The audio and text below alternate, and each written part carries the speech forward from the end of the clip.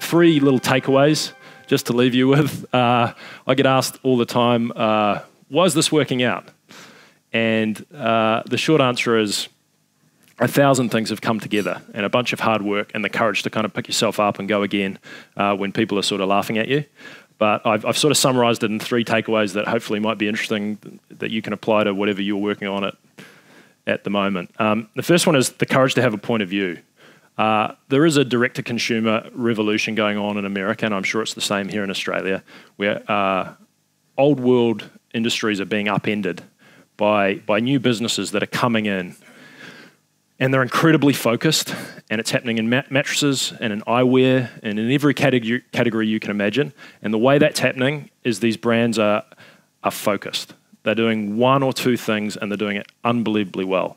And I think in this age of more choice, more things to buy, more clicks and eyeballs and things to do, I think the brands that are winning are the ones that have the courage to focus. I liken it to sort of going out, meeting a friend for dinner on a Friday evening, and you haven't seen this friend for a long time, and you go to their local Italian restaurant, and your friend says, "Don't worry, I'm going to order for you. I know the chef. Just relax." And the wave of relief that comes across, because it's one less choice you have to make. So this idea of focus is real, and I think that the businesses that are doing that well, the businesses that have the courage to have a point of view, the businesses that have the courage to launch one shoe when everyone says, what if people don't like that one shoe, are the ones that are winning. And I think that's real, and I think it's something to definitely, one of the lessons we've had, you're defined as much by the things you say no to. The why. In a previous life, I had the good fortune of being able to play soccer professionally, and I played in the A-League here in Australia, just up the road in Newcastle was where I got my start, and then for a New Zealand team, and then in the World Cup. And playing soccer was good. It was great. But playing for New Zealand was special. I got to put the silver fern on, and that changed everything for me. And once I got a taste of that, I was prepared to run through brick walls. And in the case of this particular business, for a while I was trying to make a shoe. And my dad used to make fun of me. He called me a cobbler, and it used to really annoy me because I didn't know anything about shoes. I'd come into this category. I'd seen a problem. I was trying to solve it, but I didn't know why. And then I realized through the help of my co-founder, Joey, that really this wasn't about wool, or as important as that is, and this innovation around it, innovation is to the wool industry. And it's not about shoes, as important as that category is, and as big as that business opportunity is. This is about finding better ways to make stuff. And this is the problem of our generation, and we've all got a responsibility to solve it. And in our small little way, we believe at Allbirds we can do that. And I haven't looked back. This has got harder since that point, and I haven't looked back because this stands for something more.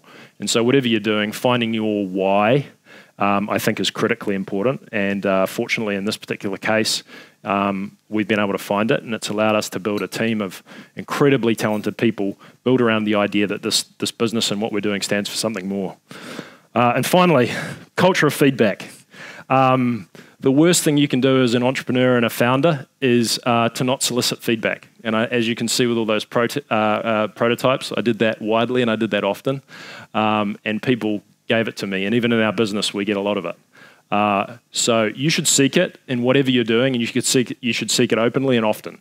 The thing that's not often talked about as much with feedback is ignoring a lot of it too. You need to find a way to develop your own filter, to not listen to everyone, to not trust experts. Innovation comes from breaking rules.